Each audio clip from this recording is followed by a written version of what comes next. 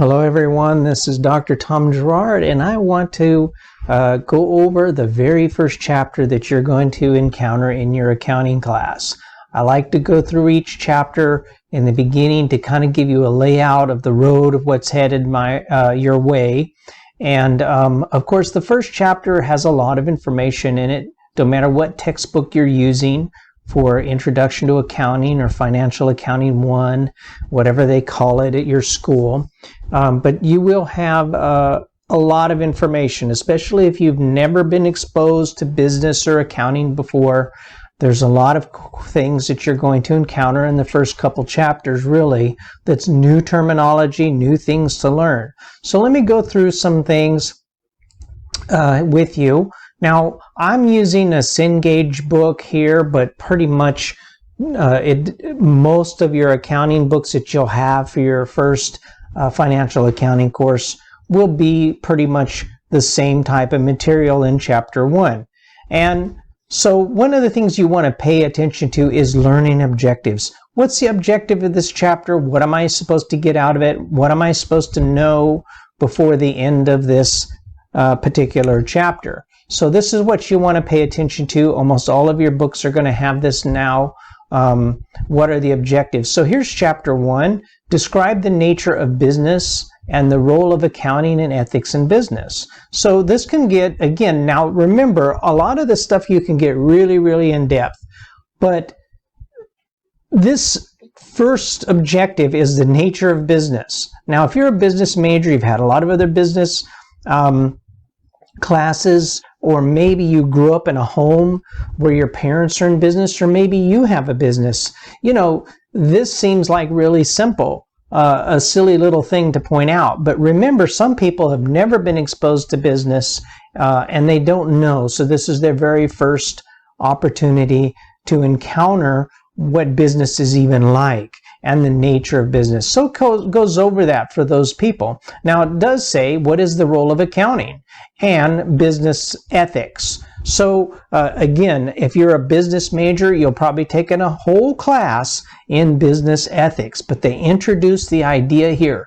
That's why I always recommend for anybody that's a business major to go ahead and take your accounting first early on, because you cover every aspect of business and accounting, right? So remember, accounting was what we call the language of business. We're going to talk about numbers and calculations, but really the idea is how do I know about how my business is doing? How do I know about how my competitor's doing? Or maybe a business that I'm interested in investing my money in. How do I know that? Well, somebody comes along and they just say, hey, you know, come and invest in our company. We're doing great. We're going to make millions and you're going to be rich because you got in on the ground floor. Well, that sounds great, but you know, we really need to have the numbers. And that's what accounting is all about. It's about getting numbers that are ethically prepared, as it says ethically, but also that it's prepared in a specific format so that regardless of what a company I'm looking at, they're prepared the same way. And we introduce that concept. That's called the Generally Accepted Accounting Principles, or GAAP. And that way, if I'm interested in investing in a company, say, and I'm looking at, well, do I invest in Ford, or do I invest in General Motors or Chrysler? And I'm just using those as an example.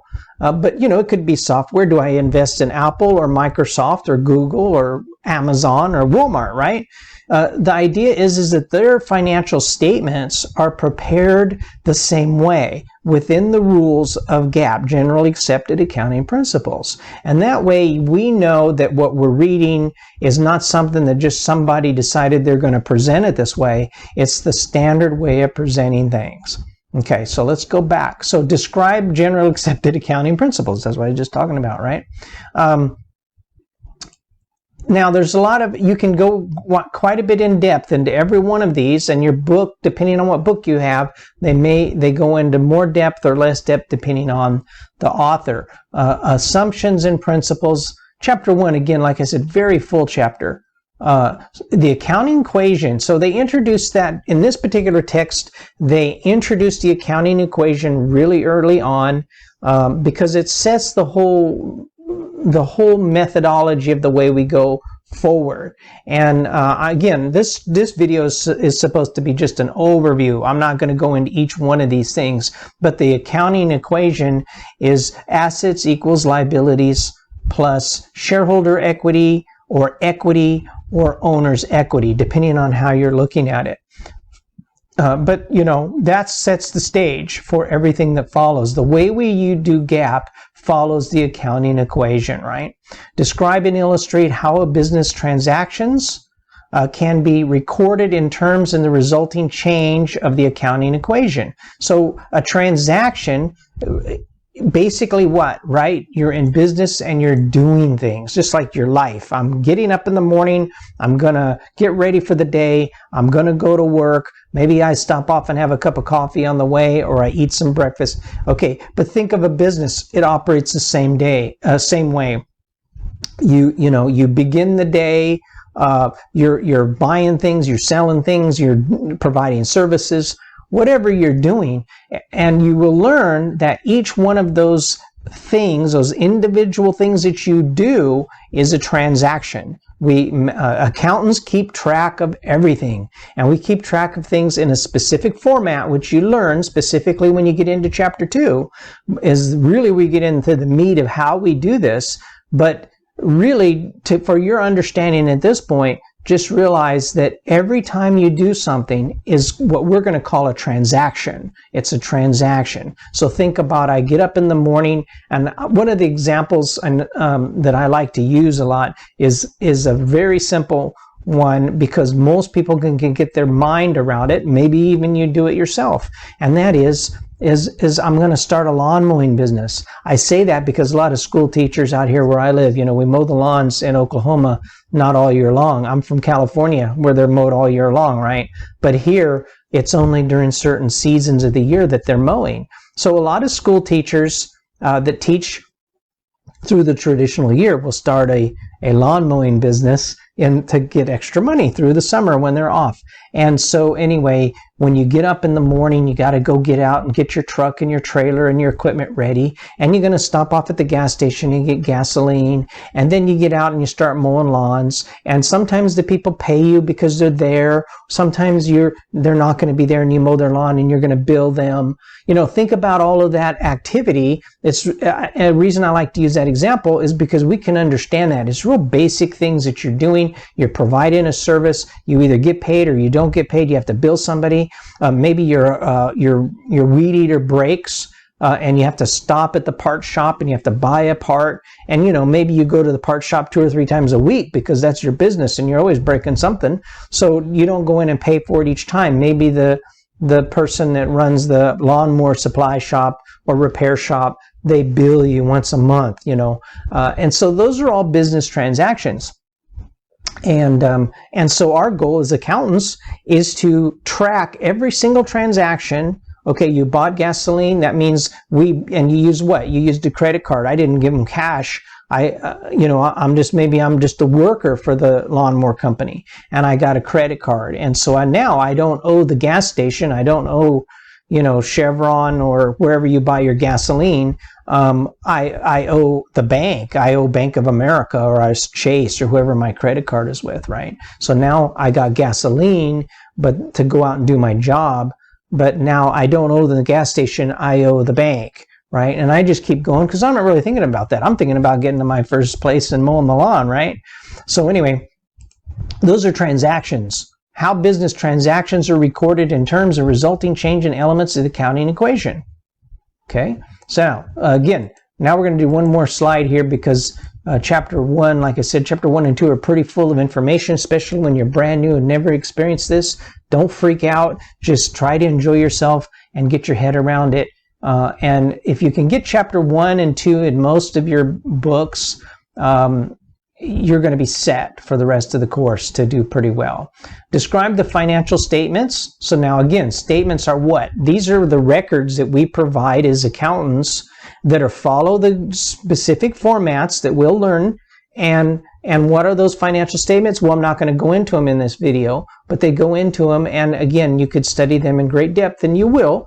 But really the goal between chapter 1, typically in your books, or I should say chapter 2, 3, and 4, or 2 and 3, depending on which book you're using, will be the goal is to prepare the financial statements. The financial statements are either required. Now, normally they're always going to be required annually, but if you're certain for-profitly, publicly traded corporations, you have to do quarterly. Most business, of course, do their financial statements monthly, right? You want to do it monthly. You want, as managers, which you learn in your next class, managerial accounting, I need to have this information available to me all the time. I can't just wait till once a year to make a decision, right? I need to know where we at. And that's what financial statements are. Okay. Describe and illustrate the use of ratios. Now, I'm not going to talk about the ratio here, but each of your chapters, in fact, most of your modern textbooks always introduce at the end of chapter a ratio. In other books, they might have a whole chapter, and in fact, most of the books still have a chapter related to ratios. So that's another whole discussion. It really doesn't have anything to do, well, I don't say it has anything to do with it. It really is an important thing, but you'll encounter ratios in many of your classes in business. But for now, it's really just somehow am I going to use this? Illustrate the use of a ratio of liability stock. It's balancing two things, right? And we're going to take two pieces of information, and we're going to use those two pieces to see how is this business doing, right? If it's my business, how am I doing? If I'm a manager of a big corporation, how is the corporation doing that I manage? Or maybe I'm thinking about investing in a company, and how is that doing? So really ratios are tools that investors or finance people use, and you learn more about that as you go. If I'm a bank and you come to me and you want to borrow money, I need to figure out, what's my risk if I give you money? So how am I going to calculate the interest and stuff? And are you going to be able to pay me? So I use financial ratios for those kinds of things. And you get into that way more in depth as you go. But that's it for chapter 1. I wanted to give you a quick overview of what you need to get your mind around, because if you can get your mind around these objectives in each chapter going in, then it's almost like, I talk about, and I know this is a little longer video than I typically like to do for an introduction, but the idea is I have a roadmap. I'm going on vacation. Now I know we have a GPS today, right? But let's just say we didn't have a GPS in our car. And so I want to go on vacation. I need to know where I'm going, right? And some people, and that's just the dream of everybody when they retire. I'm just going to get in the car and drive. Wherever I wind up, that's where it's going to be. But most of us, we have a time frame. I got to get to this place. I got to get home, and I got to plan it out. And so that's really what I try to do with these videos is if you watch a few minutes here and you say, okay, here's my roadmap. This is where I'm going. This is why I'm learning this stuff in this chapter, is because I need to know where I'm headed. Most people, you grab your book because now it's 2 days. It's 2 hours before you got to do the homework, and you're saying, oh my gosh, I just got to get in and do the homework. And you just start hitting it, and it's like now you're lost, right? You haven't even started. You're 20% of the way through the homework and you're completely lost. And that's because you're on the road and you don't know where you're going. If you watch the little videos before the chapter, then you kind of have like, okay, here's the objectives. This is where I'm headed. I need to know about the accounting equation. I need to know about financial statements. I need to know a little bit about this ratio, but that'll come even more later on. But these are the kinds of things that the videos are aimed at. Where am I heading for this particular chapter? So please watch the little videos if I make them. I don't have them for all the chapters, but I'm working on it. So thank you very much for watching.